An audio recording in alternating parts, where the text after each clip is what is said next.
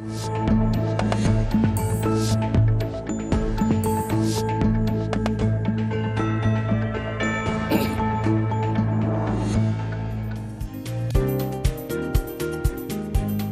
എല്ലാ പ്രിയ പ്രേക്ഷകർക്കും നേരം വൈകുന്നേരത്തിലേക്ക് സ്വാഗതം. ഒരു തെരഞ്ഞെടുപ്പ് കഴിഞ്ഞതിന്റെ ആലസ്യത്തിലാണ് എല്ലാവരും, അല്ലേ? തെരഞ്ഞെടുപ്പ് പ്രചരണത്തിൻ്റെതായിരുന്നു ഇത്രയും ദിവസം. അത് വലിയ രീതിയിൽ നാടിനെ ഇളക്കി മറിക്കുന്ന ഒരു പ്രചരണമൊക്കെ ആയിരുന്നു. എന്തായാലും അത് കഴിഞ്ഞിരിക്കുന്നു. ഇനി എല്ലാ ശ്രദ്ധയും ഇപ്പോൾ പശ്ചിമേഷ്യൻ യുദ്ധം അവസാനിപ്പിക്കാനുള്ള ചർച്ചയിലേക്കാണ്. ഇസ്ലാമാബാദിൽ ചർച്ചകൾ പുരോഗമിക്കുന്നു എന്നതിന്റെ വിവരങ്ങൾ വന്നുകൊണ്ടിരിക്കുകയാണ്. നമുക്ക് പ്രതീക്ഷയോടുകൂടി തന്നെ ആ ചർച്ചയെ നോക്കിക്കാണാം. യുദ്ധം എത്രയും വേഗം അവസാനിക്കട്ടെ. യുദ്ധത്തിന്റെ കെടുതികൾ ലോകം മുഴുവൻ അനുഭവിച്ചുകൊണ്ടിരിക്കുന്ന ഒരു സമയമാണ്. അപ്പോൾ ആ ചർച്ചയുടെ വിശദാംശങ്ങളിലേക്കാണ് നമ്മൾ ആദ്യം കിടക്കുന്നത്. എല്ലാ പ്രേക്ഷകർക്കും സ്വാഗതം.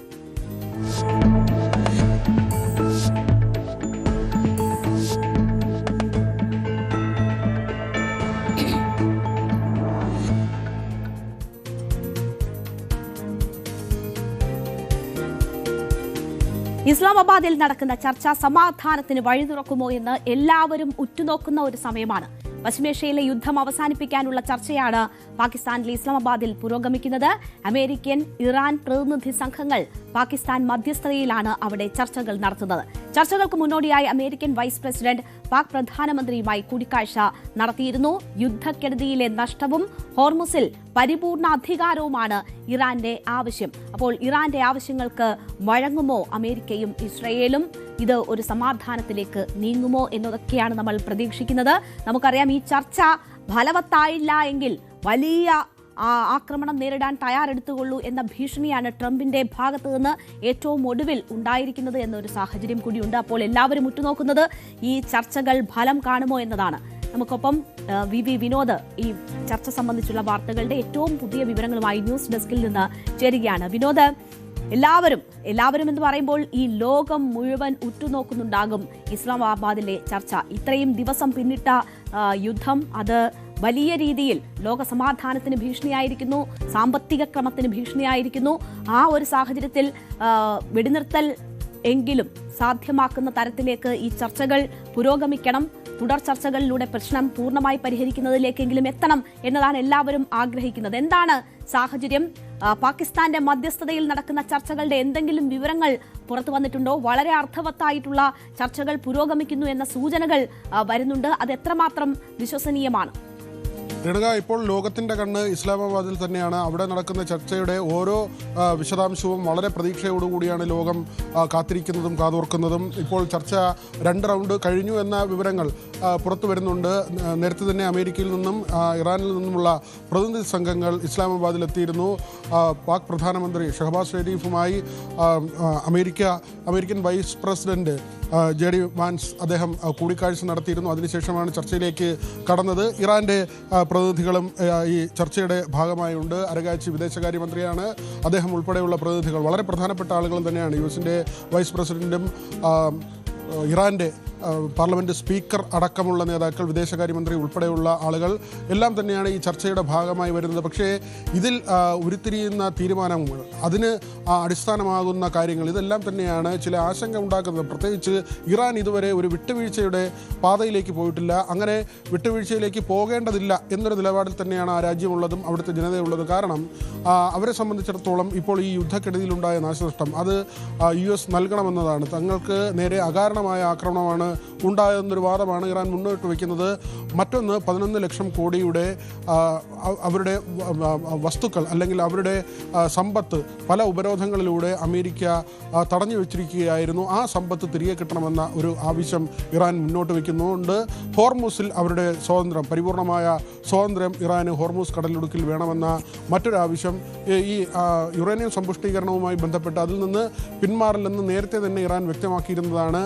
അങ്ങനെയൊക്കെ ആണെങ്കിലും ഒരുപക്ഷെ ഈ ചർച്ചയിൽ ചില വിട്ടുവീഴ്ചകൾ ഉണ്ടായാൽ ഒരുപക്ഷെ ഒരു സമവായത്തിൻ്റെ പാതയിലേക്ക് പോകും. പക്ഷേ അത് വിദൂര സാധ്യത എന്ന് മാത്രമേ നമുക്ക് ഈ ഘട്ടത്തിൽ പറയാൻ കഴിയൂ. കാരണം ഈ ചർച്ച നടക്കുന്ന ഘട്ടത്തിൽ പോലും, അല്ലെങ്കിൽ അതിന് തൊട്ട് മുൻപ് ട്രംപിൻ്റെ ഭാഗത്ത് നിന്നൊരു പരാമർശമുണ്ടായത്, ഇപ്പോഴും അമേരിക്കയുടെ കപ്പലിൽ യുദ്ധോപകരണങ്ങൾ നിറയ്ക്കുകയാണ്, പടക്കോപ്പുകൾ നിറയ്ക്കുകയാണ്. ചർച്ചയിൽ ഒത്തുതീർപ്പുണ്ടായില്ലെങ്കിൽ അതിശക്തമായ തിരിച്ചടി ഇറാൻ നേരിടേണ്ടി വരും എന്ന ഒരു കാര്യമാണ്. നമുക്കറിയാം, ഏറ്റവും ഒടുവിൽ വെടിനിർത്തലായി പ്രഖ്യാപിച്ചിരിക്കുന്നത് 2 ആഴ്ചയാണ്. ഇതിനുള്ളിൽ ഒരു സമവായം എന്ന നിലയിലേക്ക് കാര്യങ്ങൾ കൊണ്ടുപോകണമെന്ന നിർദ്ദേശമാണ്. പക്ഷേ ഇസ്രായേൽ അതിനോട് ഒരു തരത്തിലും യോജിക്കുന്ന ഒരു നിലയിലല്ലായിരുന്നു. മാത്രമല്ല ലെബനനിൽ തുടർച്ചയായി ഇസ്രായേലിൻ്റെ ഭാഗത്ത് നിന്ന് ആക്രമണം ഉണ്ടായി. ഏറ്റവും ഒടുവിൽ 200-ലധികം പേർ കൊല്ലപ്പെടുന്ന കഴിഞ്ഞ ദിവസങ്ങളിലും ഈ തരത്തിൽ തന്നെയാണ് അവിടെ ആളുകളുടെ മരണം റിപ്പോർട്ട് ചെയ്തത്. ഇപ്പോഴും അങ്ങനെ ലെബനനിൽ മരണം റിപ്പോർട്ട് ചെയ്യപ്പെടുന്നുണ്ട്. ലെബനനിലേക്ക് ഇസ്രായേലിൻ്റെ ആക്രമണം അനുസ്യൂതം നടക്കുകയാണ്. ഇപ്പോൾ ഒരു വെടിനിർത്തലിൻ്റെ ഒരു സാധ്യത അല്ലെങ്കിൽ ലെബനനിലേക്കുള്ള ആക്രമണം ഒരല്പം കുറഞ്ഞിട്ടുണ്ട്. പ്രധാനമായും ഇറാൻ ഒരു ചർച്ചയുടെ ഭാഗമായി മുന്നോട്ട് വച്ചിരിക്കുന്നത് ലെബനനിലേക്കുള്ള ആക്രമണം അവസാനിപ്പിക്കണം എന്ന കാര്യമാണ്. യമൻ, ലെബനൻ തുടങ്ങി ഇറാനെ പിന്തുണയ്ക്കുന്ന രാജ്യങ്ങളിലേക്ക് ഇസ്രായേലിൻ്റെയും അമേരിക്കയുടെയും സേനാ വിഭാഗങ്ങൾ വലിയ തോതിൽ ആക്രമണം നടത്തിയിരുന്നു. പ്രത്യേകിച്ച് ലെബനനിലേക്കുള്ള ആക്രമണം ഇസ്രായേൽ അവസാനിപ്പിക്കണമെന്നത് ഒരു പ്രധാനപ്പെട്ട അജണ്ടയായി ഇറാൻ മുന്നോട്ട് വയ്ക്കുന്നുണ്ട്. അത് അംഗീകരിക്കപ്പെടുമോ എന്നതാണ്. വിനോദ്, ഇറാൻ ലെബനന്റെ വിഷയം കൂടി എടുക്കുകയാണെങ്കിൽ 3ഓളം പ്രധാനപ്പെട്ട ആവശ്യങ്ങൾ മുന്നോട്ട് വെച്ചിരിക്കുന്നു എന്ന് വേണം മനസ്സിലാക്കാൻ. നമുക്കറിയാം ഗാസ ഒരു സമാധാനത്തിന്റെ പാതയിലേക്ക് ഇപ്പോൾ നീണ്ടത് ട്രംപ് മുന്നോട്ട് വെച്ച സമാധാന പദ്ധതിയിലാണ്. ഇപ്പോൾ ചർച്ച നടത്തുന്ന ജെഡി വാൻസും ക്രൂഷ്ണറും തന്നെയായിരുന്നു അന്ന് സമാധാന ചർച്ചകൾക്ക് മുന്നിൽ നിന്നത് എന്നതുകൂടി നമ്മൾ കാണണം. ഏതാണ്ട് അതേ ഒരു ടീമാണ് ഇപ്പോൾ ഈ സമാധാന ചർച്ചകളും നടത്തുന്നത്. ഇറാന്റെ ആവശ്യങ്ങൾ ഭാഗികമായെങ്കിലും അംഗീകരിച്ചുകൊണ്ട് ഒരു സമാധാനത്തിലേക്ക് പോകാനുള്ള സാധ്യതയുണ്ടോ? പൂർണ്ണമായും അംഗീകരിക്കുക എന്നത് അമേരിക്കയെ സംബന്ധിച്ചോ ഇസ്രയേലിനെ സംബന്ധിച്ചോ സാധ്യമാകാതെ വരും. അതൊരു വലിയ രീതിയിൽ തോൽവിയായി വ്യാഖ്യാനിക്കുന്ന സാഹചര്യമൊക്കെ വരും. അപ്പോൾ ഭാഗികമായ ആവശ്യങ്ങൾ അംഗീകരിച്ചുകൊണ്ട് ഒരു സമാധാനത്തിലേക്ക് പോവുക എന്നത് സാധ്യമാകുമോ? ഇറാൻ അതിന് വഴങ്ങുമോ? രേണുക, അതുതന്നെയാണ് ഏറ്റവും പ്രധാനപ്പെട്ട കാര്യം. അതായത് ഈ പ്രതിനിധി സംഘത്തിലുള്ള അമേരിക്കയുടെ സംഘത്തിലുള്ള വിറ്റ്കോഫും കുഷ്ണറും നേരത്തെ തന്നെ തുർക്കി ഉൾപ്പെടെയുള്ള രാജ്യങ്ങൾ ഇതിൽ ഒരു ഇടനില അല്ലെങ്കിൽ മധ്യസ്ഥം വഹിച്ചുകൊണ്ടുള്ള ചർച്ചയൊക്കെ നടത്തിയിരുന്നു. ആ സമയത്ത് അമേരിക്കയുടെ പ്രതിനിധികൾ ഉന്നയിച്ച കാര്യങ്ങളുണ്ട്. പ്രത്യേകിച്ച് ഇറാൻ ആണവ സമ്പുഷ്ടീകരണം അത് അവസാനിപ്പിക്കണമെന്നത് ഒരു പ്രധാനപ്പെട്ട കാര്യം. മറ്റൊന്ന് ഹോർമൂസിൻ്റെ അധികാരം പങ്കിടുക എന്നത്. അത് ട്രംപ് ഉന്നയിക്കുന്ന കാര്യങ്ങളാണ്. പക്ഷേ പ്രതിനിധി സംഘങ്ങൾ നേരത്തെ നടത്തിയ ചർച്ചയിൽ ഒമാനൊക്കെ മധ്യസ്ഥം വഹിച്ച് നേരത്തെ ചർച്ചകൾ നടന്നിരുന്നു. ആ സമയത്താണ് വിറ്റ്കോഫും കുഷ്ണറും ഒക്കെ തന്നെ ഇത്തരത്തിലുള്ള കാര്യങ്ങൾ മുന്നോട്ട് വെച്ചത്. അന്ന് 1 ഇഞ്ച് പോലും ഇറാൻ അതിനോട് അനുകൂലിക്കുന്ന അല്ലെങ്കിൽ അവരുടെ നിലപാടിൽ നിന്ന് പിന്നാക്കം പോകുന്ന ഒരു സാഹചര്യം ഉണ്ടായിരുന്നില്ല.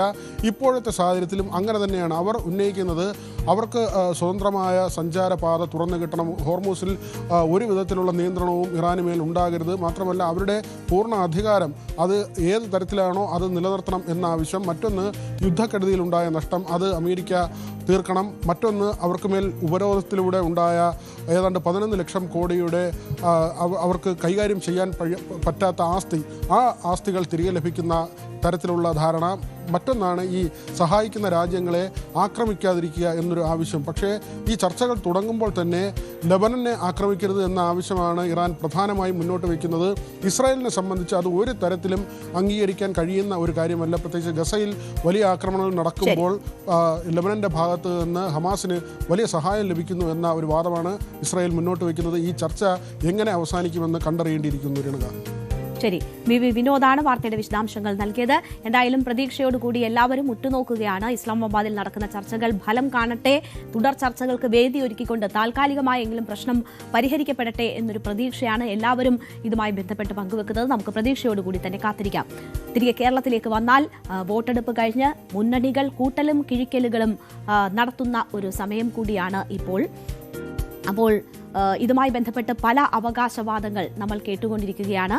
തുടർ ഭരണമുണ്ടാകും എന്നത് LDF ആവർത്തിക്കുന്നുണ്ട്. അതേസമയം 100-ലധികം സീറ്റ് നേടി അധികാരത്തിലെത്തും എന്നതാണ് UDFന്റെ പ്രതീക്ഷ. അവർ ആ പ്രതീക്ഷ ആവർത്തിച്ച് പറയുന്നുമുണ്ട്. അപ്പോഴും പാർട്ടികൾക്കുള്ളിലും മുന്നണിക്കുള്ളിലുമൊക്കെ കൃത്യമായ ഈ വോട്ടിന്റെ വിശകലനങ്ങൾ നടന്നുകൊണ്ടിരിക്കുകയാണ്. അപ്പോൾ യാഥാർത്ഥ്യം തിരിച്ചറിഞ്ഞുകൊണ്ടുള്ള ചില റിപ്പോർട്ടുകളും ഒക്കെ പുറത്തു വരുന്നുണ്ട്. എന്തായാലും കോൺഗ്രസിനെ സംബന്ധിച്ച് ഇപ്പോൾ മുഖ്യമന്ത്രി സ്ഥാനത്തെക്കുറിച്ചുള്ള അഭിപ്രായങ്ങൾ വലിയ ചർച്ചയായി മാറുന്ന ഒരു സാഹചര്യം കൂടി ഇതിനോടകം ഉരുത്തിരിഞ്ഞിരുന്നു.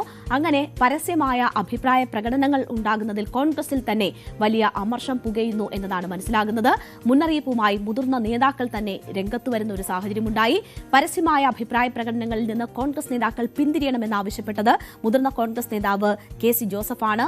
UDFനെ പിന്തുണച്ച ജനവിഭാഗങ്ങളെ വേദനിപ്പിക്കാനും നിരാശരാക്കാനും തയ്യാറാകാതിരിക്കുന്നതാണ് ഉചിതമെന്ന് ഫേസ്ബുക്കിൽ പങ്കുവച്ച കുറിപ്പിൽ KC ജോസഫ് മുന്നറിയിപ്പ് നൽകി. മുഖ്യമന്ത്രിയെ തെരഞ്ഞെടുക്കാൻ വ്യവസ്ഥാപിതമായ മാർഗങ്ങൾ കോൺഗ്രസിനുണ്ട്. അത് യഥാസമയം അതിന്റെ വഴിക്ക് നടക്കും. അതേപ്പറ്റി ഇപ്പോൾ ചർച്ച ചെയ്യേണ്ട കാര്യമില്ല എന്നതാണ് KC ജോസഫ് ചൂണ്ടിക്കാണിച്ചത്. ഇപ്പോൾ ഫേസ്ബുക്ക് പോസ്റ്റിലൂടെയാണ് അദ്ദേഹം ആ നിലപാട് പറഞ്ഞിരിക്കുന്നത്. ഇതേ വികാരം തന്നെ AI ഗ്രൂപ്പുകൾ പ്രകടിപ്പിക്കുന്നു എന്നതാണ് മനസ്സിലാകുന്നത്. എറണാകുളം DCC അധ്യക്ഷൻ മുഹമ്മദ് ഷിയാസ് ആയിരുന്നു ഈ തെരഞ്ഞെടുപ്പിന് പിന്നാലെ മുഖ്യമന്ത്രി ചർച്ച തുടങ്ങിവെച്ചത്. മുഖ്യമന്ത്രി എറണാകുളം ജില്ലയിൽ നിന്ന് വേണമെന്ന ഒരു വ്യക്തിപരമായ ആഗ്രഹം പങ്കുവെച്ചുകൊണ്ടാണ് മുഹമ്മദ് ഷിയാസ് ഈ ചർച്ചകൾക്ക് തുടക്കമിട്ടത്. ഇതിന് പിന്നാലെ ഷിയാസിനെ തിരുത്തി KPCC വൈസ് പ്രസിഡന്റും കായംകുളത്തെ UDF സ്ഥാനാർത്ഥിയുമായ M ലിജു രംഗത്തെത്തിയിരുന്നു. ഷിയാസിന്റെ ഇത് വ്യക്തിപരമായ അഭിപ്രായമാണ് എന്നതാണ് ലിജു പറഞ്ഞത്. മുഹമ്മദ് ഷിയാസ് എറണാകുളം DCC പ്രസിഡന്റ് ആയതിനാൽ അഭിപ്രായത്തിന് പിന്നിൽ പ്രാദേശിക വികാരമായിരിക്കുമെന്നുമായിരുന്നു ലിജുവിന്റെ പ്രതികരണം. തീരുമാനം ഹൈക്കമാൻഡ് പറയും. ആരാണ് മുഖ്യമന്ത്രി എന്ന് തീരുമാനിക്കേണ്ടത് ഹൈക്കമാൻഡ് ആണ് എന്നും M ലിജു പ്രതികരിച്ചിരുന്നു. അപ്പോൾ കോൺഗ്രസിലെ മുഖ്യമന്ത്രി ചർച്ചകൾക്കെതിരെ K മുരളീധരനും ശക്തമായി തന്നെ രംഗത്ത് വരുന്നത് നമ്മൾ കണ്ടു. മുഖ്യമന്ത്രി ആരാകണം എന്നത് സംബന്ധിച്ച തർക്കങ്ങൾ അനാവശ്യമാണ് എന്നതാണ് K മുരളീധരൻ പറയുന്നത്. പാർട്ടിക്ക് അതിന്റേതായ ചില രീതികൾ എല്ലാ കാര്യത്തിലുമുണ്ട് എന്ന് K മുരളീധരൻ പറയുന്നു. ജനം വിശ്വസിച്ച് ഭരണമേൽപ്പിക്കുമ്പോൾ നാട്ടുകാരെ കൊണ്ട് പറയിപ്പിക്കാൻ അവസരമുണ്ടാക്കരുത്. 4-ാം തീയതിക്ക് ശേഷം അത്തരം വിഷയങ്ങളിലെല്ലാം ധാരണയുണ്ടാകും എന്നുമാണ് K മുരളീധരൻ ഇതിനോട് പ്രതികരിച്ചത്. കോൺഗ്രസ് അതിലേക്ക് കടന്നിട്ടില്ല. അതിനൊക്കെ ഞങ്ങൾക്ക് ചില സംവിധാനങ്ങളുണ്ട്. 4-ാം തീയതി കഴിഞ്ഞാൽ ഹൈക്കമാൻഡ് തീരുമാനമെടുക്കും. അല്ല, അതൊക്കെ കോൺഗ്രസ് പാർട്ടി എടുക്കേണ്ട തീരുമാനമാണ്. അതുകൊണ്ട് ഞാൻ ഏകോപക്ഷമായിട്ടുള്ള അഭിപ്രായങ്ങൾ ആരും പറയുന്നത് ശരിയല്ല എന്നുള്ള അഭിപ്രായക്കാരനാണ് ഞാൻ. മാത്രമല്ല, അങ്ങനെ ചർച്ചയിലേക്ക് പോകുന്നതിന് ശരിയല്ല. ജനം എന്ത് പറയും?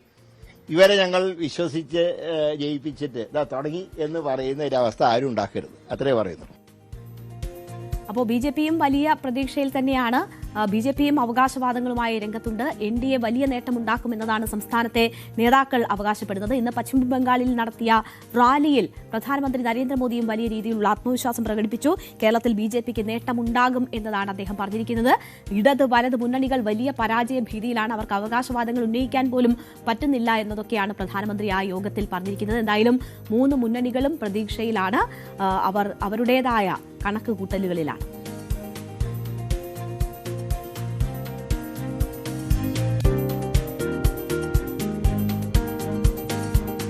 PC ജോർജിനും ഷോൺ ജോർജിനും മറുപടിയുമായി ദീപിക ദിനപത്രത്തിന്റെ എഡിറ്റോറിയൽ. FCRAയെക്കുറിച്ച് മിണ്ടിപ്പോകരുതെന്ന ഭീഷണിയുമായി ഏത് രാഷ്ട്രീയ അവസരവാദി മുണ്ടുമടക്കി കുത്തി വന്നാലും തങ്ങൾ നിലപാട് പറയുമെന്നാണ് എഡിറ്റോറിയൽ. ആൾക്കൂട്ട വിചാരണയും അടിച്ചമർത്തലും ആവർത്തിക്കുമ്പോൾ അത് ബാധിക്കുന്നവർ മിണ്ടാതിരുന്നോണമെന്നാണ് പറയുന്നതെന്നും ഈ എഡിറ്റോറിയലിൽ വിമർശിക്കുന്നു.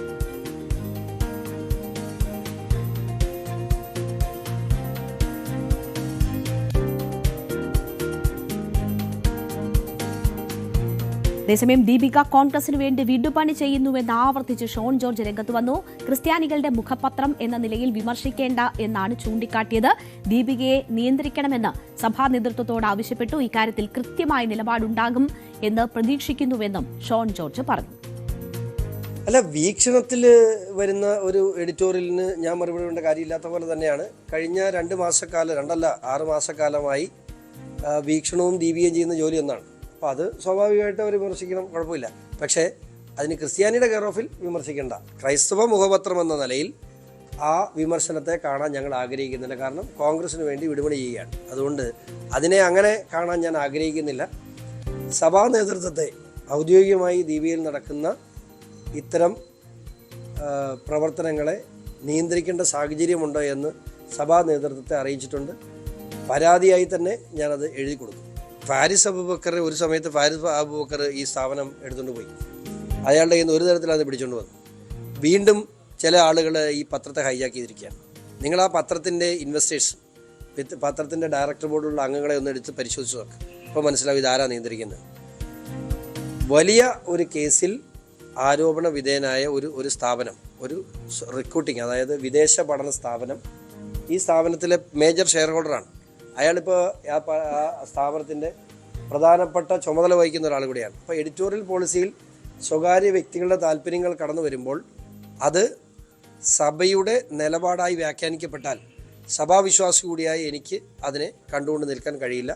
അതാണ് ഞാൻ പ്രതികരിച്ചത്. അത് തുടരുക തന്നെ ചെയ്യും.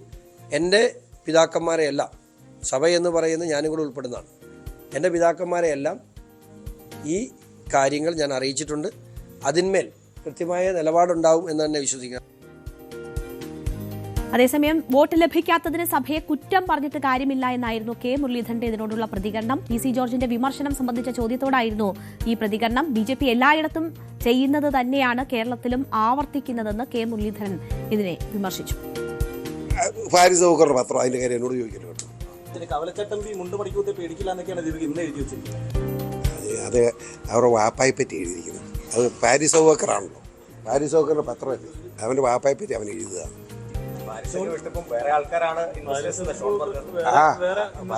ഫാരിസ് സൗകറിന്റെ ആണെന്നുള്ളത് എനിക്കറിയാവുന്നത്. സഭയായിട്ട് എനിക്ക് ഒരു പ്രശ്നമില്ല. സഭയായിട്ട് പ്രശ്നമില്ലെന്നല്ല, സഭയിലെ പിതാക്കന്മാരെല്ലാം ബഹുമാനമാണ്. പക്ഷെ പിതാക്കന്മാർ ഈ നന്ദികേട് കാണിച്ച് രാഷ്ട്രീയം കളിച്ചാൽ ഞാൻ വർത്തമാനം പറയും, ഇനിയും പറയും. BJP കേരളത്തിന് പുറത്ത് ആ സമുദായത്തിനോട് അവർ വെച്ചു വളർത്തിയിട്ടുള്ള നിലപാട് കേരളത്തിലും അവർ കാണിച്ചു എന്ന് മാത്രം. വോട്ട് കിട്ടാത്തതിന് ഒരിക്കലും സമുദായങ്ങളെ കുറ്റം പറയരുത്. സമുദായങ്ങളുടെ വോട്ട് ചില സന്ദർഭത്തിൽ ലഭിക്കും, ചിലപ്പോൾ ലഭിച്ചില്ലാതെ വരും. ഇപ്പം ഞങ്ങൾക്കും ചില തെരഞ്ഞെടുപ്പിലൊക്കെ ചില സമുദായങ്ങളുടെ വോട്ട് ലഭിച്ചില്ല എന്ന് വിചാരിച്ചിട്ട് അതിനെയൊക്കെ അങ്ങ് തള്ളി പറയലാണോ? അപ്പോൾ പി സി ജോർജ് ഇന്നലത്തെ നിലപാടിൽ ഉറച്ചു നിൽക്കുന്നതും അതിനോടുള്ള കെ മുരളീധരന്റെ വിമർശനവും ഒക്കെയാണ് നമ്മൾ കേട്ടത്. BJPയുടെ ക്രിസ്ത്യൻ നയതന്ത്രം പാളിയിട്ടില്ല എന്നതാണ് പക്ഷേ BJP നേതാവായ വി മുരളീധരൻ പറയുന്നത്. കഴക്കൂട്ടത്തടക്കം ഇതിന്റെ ഗുണം കിട്ടും. MCRA വിഷയത്തിൽ ക്രൈസ്തവ സഭകൾ ആശങ്കപ്പെടേണ്ട ആവശ്യമില്ല എന്നും അദ്ദേഹം പറയുന്നു. പി സി ജോർജിന്റെയും ഷോൺ ജോർജിന്റെയും നിലപാട് സംബന്ധിച്ച് അഭിപ്രായം പറയാനില്ല എന്നും വി മുരളീധരൻ പറഞ്ഞു. ഇപ്പോൾ കഴക്കൂട്ടത്തെ ബാധിക്കില്ലായിരിക്കും. പക്ഷെ ഇപ്പോൾ ഇന്ന് ഷോൺ ജോർജും PC ജോർജും ഒക്കെ പറഞ്ഞ കാര്യങ്ങളുണ്ടല്ലോ സഭയെക്കുറിച്ച്. സഭയെ വിശ്വാസത്തിലെടുത്തതാണ് BJP. അവരുടെ ആവശ്യങ്ങൾ നടത്തി കൊടുക്കുവാൻ ശ്രമിച്ചതുമാണ് ക്രൈസ്തവ സമുദായത്തിന്റെ.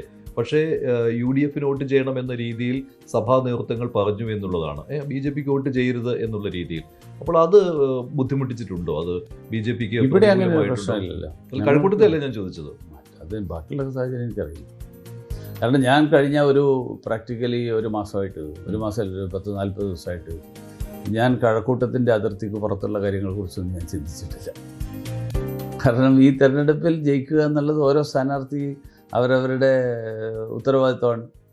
സംസ്ഥാന തലത്തിൽ സഭാ നേതൃത്വമായിട്ടുള്ള ചർച്ച എന്താണ്, അത്തരം കാര്യങ്ങളെക്കുറിച്ച് എനിക്ക് അറിവില്ലാത്തതുകൊണ്ട് എനിക്ക് അതിനെക്കുറിച്ച് അഭിപ്രായം പറയാൻ പറ്റില്ല. പക്ഷേ ഇത്തരം കാര്യങ്ങൾ സഭയ്ക്കെതിരെ പറയുമ്പോൾ അതിന്റെ ആവശ്യമുണ്ടായിരുന്നു. ഇപ്പോൾ ഷോണും അതൊക്കെ പ്രസിഡന്റ് തീരുമാനിക്കേണ്ടതാണോ? അതൊക്കെ പ്രസിഡന്റ് തീരുമാനിക്കേണ്ട വിഷയമാണ്, ഞാൻ പറയേണ്ട കാര്യം.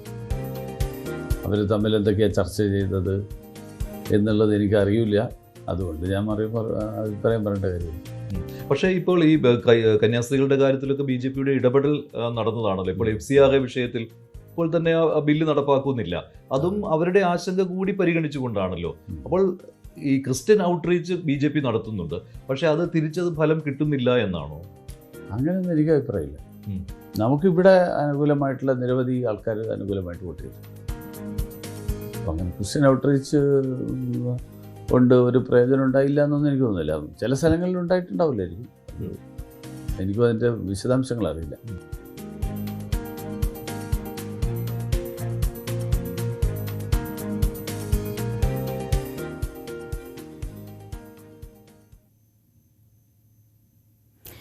കർണാടകയിലെ ചിക്കമംഗളൂരുവിൽ വിനോദയാത്രയ്ക്കിടെ കാണാതാവുകയും പിന്നീട് മരിച്ച നിലയിൽ കണ്ടെത്തുകയും ചെയ്ത പാലക്കാട് കടമ്പഴിപ്പുറം സ്വദേശിനി ശ്രീനന്ദയുടെ സംസ്കാരം നടന്നു. ഐവർമഠം ശ്മശാനത്തിൽ ബന്ധുക്കളുടെയും നാട്ടുകാരുടെയും സാന്നിധ്യത്തിലാണ് സംസ്കാര ചടങ്ങുകൾ പൂർത്തിയാക്കിയത്.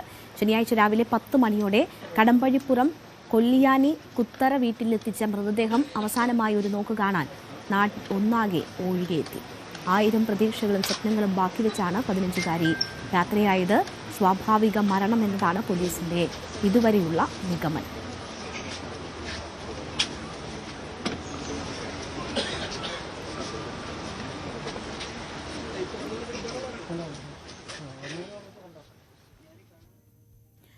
അപ്പോൾ ഇത് അപകടമരണം തന്നെ എന്നൊരു സ്ഥിരീകരണത്തിലേക്ക് അല്ലെങ്കിൽ ആ നിഗമനത്തിലേക്ക് പോലീസ് എത്തുമ്പോൾ അടുത്ത ബന്ധുക്കളും ആ നിലയിൽ തന്നെ ചിന്തിക്കുന്നു എന്ന് വേണം മനസ്സിലാക്കാൻ. കഴിഞ്ഞ ദിവസം അവരൊക്കെ ദുരൂഹത ആരോപിച്ചിരുന്നു. ശ്രീനന്ദയുടെ മരണം അപകടത്തിൽ പെട്ടാകാമെന്ന് വല്യശ്ശൻ ശശികുമാർ ഇന്ന് പ്രതികരിച്ചു. കുട്ടി ഉയരത്തിൽ നിന്ന് താഴേക്ക് നോക്കുന്നത് കണ്ട് തടഞ്ഞിരുന്നു.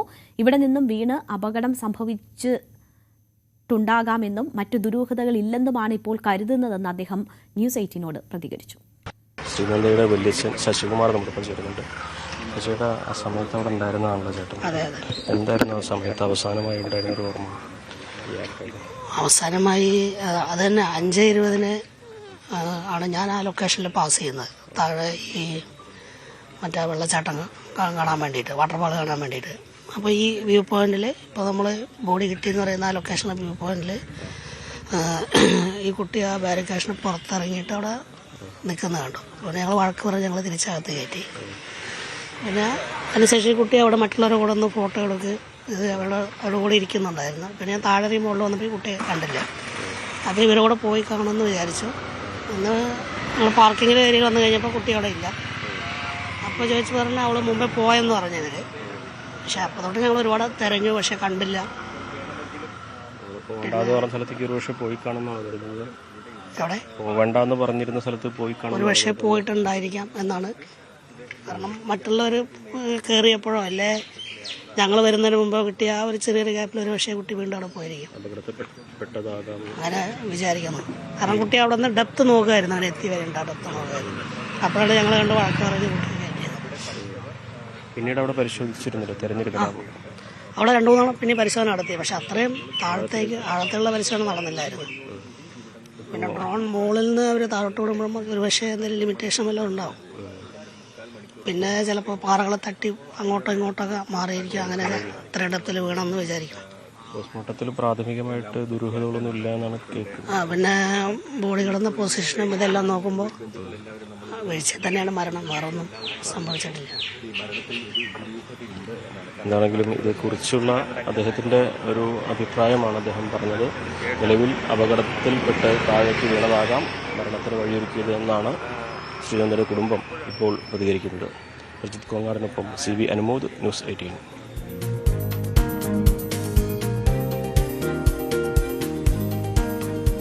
ആർടെമിസ് 2 ദൌത്യം വിജയകരമായി പൂർത്തിയാക്കി 4 ബഹിരാകാശ സഞ്ചാരികളും ഭൂമിയിലേക്ക് സുരക്ഷിതമായി തിരിച്ചെത്തി.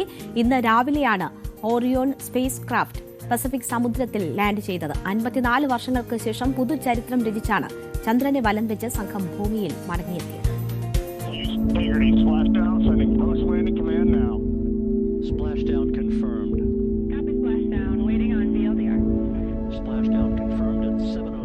ഏപ്രിൽ 11, 2026 ചരിത്രത്തിലേക്കാണ് ഈ സ്പ്ലാഷ് ഡൌൺ. 2026 ഏപ്രിൽ 2 ഫ്ലോറിഡയിലെ കെന്നഡി സ്പേസ് സെന്ററിൽ നിന്ന് കുതിച്ചുയർന്ന ആർടെമിസ് 2 മനുഷ്യ ചരിത്രത്തിലെ പുതിയൊരു അധ്യായത്തിനാണ് തുടക്കമിട്ടത്. Mission commander Reid Wiseman, pilot Victor Glover, mission സ്പെഷ്യലിസ്റ്റുകളായ ക്രിസ്റ്റീന കുക്ക്, ജെമറി ഹാൻസൺ, ഇവർ 10 ദിവസത്തെ ദൌത്യത്തിന് ശേഷം ഇന്ന് രാവിലെ പസഫിക് സമുദ്രത്തിൽ സാന്റിയേഗോ തീരത്ത് സുരക്ഷിതമായി വന്നിറങ്ങി. ഭൂമിയിലേക്ക് തിരിച്ചെത്തുന്ന പ്രക്രിയയിൽ ആദ്യത്തേത് സർവീസ് മൊഡ്യൂൾ വേർപെടുത്തലായിരുന്നു. അന്തരീക്ഷത്തിലേക്ക് കടക്കുന്നതിന് ഏകദേശം 40 മിനിറ്റിന് മുൻപായി പേടകത്തിന്റെ പിൻഭാഗത്തുള്ള സർവീസ് മൊഡ്യൂൾ വേർപെട്ടു. ബഹിരാകാശ സഞ്ചാരികൾ ഇരിക്കുന്ന ക്രൂ മൊഡ്യൂൾ മാത്രമാണ് ഭൂമിയിലേക്ക് പ്രവേശിച്ചത്. ഭൂമിയുടെ അന്തരീക്ഷത്തിലേക്ക് പ്രവേശിച്ചപ്പോൾ ഓറിയോണിന്റെ വേഗം മണിക്കൂറിൽ 40,000 കിലോമീറ്റർ. ഈ ഘട്ടത്തിൽ പേടകത്തിന് ചുറ്റും 2800 ഡിഗ്രി സെൽഷ്യസ് വരെ ചൂട്. കനത്ത ചൂടിലും യാത്രക്കാർക്ക് സുരക്ഷയൊരുക്കിയത് പേടകത്തിന്റെ അടിയിലുള്ള പ്രത്യേക താപകവചമാണ്. ഈ സമയം പേടകത്തിന് ചുറ്റും പ്ലാസ്മ രൂപപ്പെടുന്നതുകൊണ്ട് ഭൂമിയായുള്ള വാർത്താവിനിമയ ബന്ധം കുറച്ചു നിമിഷങ്ങൾ നഷ്ടപ്പെട്ടു. പിന്നീട് 2 ചെറിയ പാരച്യൂട്ടുകൾ ക്യാപ്സ്യൂളിന്റെ വേഗത നിയന്ത്രിച്ചു. അവസാന ഘട്ടത്തിൽ 3 വലിയ പാരച്യൂട്ടുകൾ പേടകത്തിന്റെ വേഗത മണിക്കൂറിൽ ഏകദേശം 27 കിലോമീറ്റർ വരെയായി കുറച്ചു. സമുദ്രത്തിൽ ഓറിയോൺ പതിക്കുമ്പോൾ പേടകം തലകീഴായി മറിയാതിരിക്കാൻ 5 ബലൂണുകൾ. US നാവികസേനയുടെ USS ജോൺ പി മൂർത്ത എന്ന കപ്പലിലേക്കാണ് 4 അംഗ സംഘത്തെ സുരക്ഷിതമായി മാറ്റിയത്. മെഡിക്കൽ സംഘം പ്രാഥമിക പരിശോധനകൾ നടത്തി. അങ്ങനെ 5 പതിറ്റാണ്ടിലധികം കാത്തിരുന്ന അത്ഭുത നേട്ടത്തിന്റെ നെറുകയിൽ നാസ. News desk, news 18. നേരം വൈകുന്നേരം പൂർണ്ണമാകുന്നു. നമസ്കാരം.